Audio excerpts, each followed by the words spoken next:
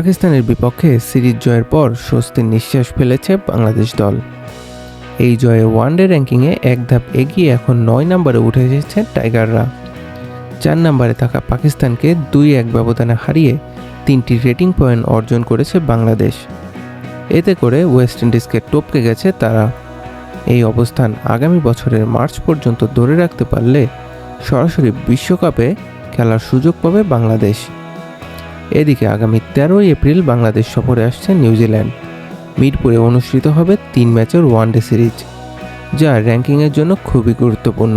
তবে এই সিরিজে বড় সুবিধা পেতে যাচ্ছে বাংলাদেশ, কারণ আইপিএল ও পিএসএলের কারণে নিউজিল্যান্ড তাদের বেশ কয়েকজন তারকা ক্রিকেটারকে পাঠাচ্ছে না। দলে থাকছে না Mitchell Santner, Rachin Ravindra, Glenn Phillips, Finn Allen সহ আরও অনেক অভিজ্ঞ ক্রিকেটার।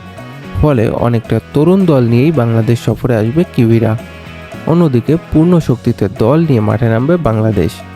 অধিনায়ক মেহেদী হাসান মিরাজ জানিয়েছে, তাদের মূল লক্ষ্য এখন র্যাঙ্কিং পয়েন্ট ধরে রাখা এবং ২০২৭ বিশ্বকাপে সরাসরি জায়গা নিশ্চিত করা। এই অবস্থায় আসন্ন সিরিজে জয় পেলে বাংলাদেশের র্যাঙ্কিং আরও উন্নত হওয়ার বড় সুযোগ রয়েছে। আগামী মাসে ৩ ম্যাচের ওয়ানডে ও টি-20 সিরিজ খেলতে বাংলাদেশ সফরে আসছে শ্রীলঙ্কার নারী ক্রিকেট দল। সূচি প্রকাশ করেছে বাংলাদেশ ক্রিকেট বোর্ড। সূচি অনুযায়ী ২০ এপ্রিল শুরু হবে ওয়ানডে সিরিজের প্রথম ম্যাচ। একই ভেন্যুতে ২২ এবং ২৫ এপ্রিল অনুষ্ঠিত হবে বাকি ২ ম্যাচ। ওয়ানডে সিরিজ শেষে সেখানে ২৮ এপ্রিল শুরু হবে টি-20 সিরিজ।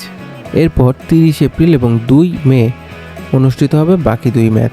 এই সিরিজটির বিশেষ কারণ, বাংলাদেশের মাটিতে এই প্রথম ওয়ানডে ও টি-20 সিরিজ খেলবে শ্রীলঙ্কা নারী দল।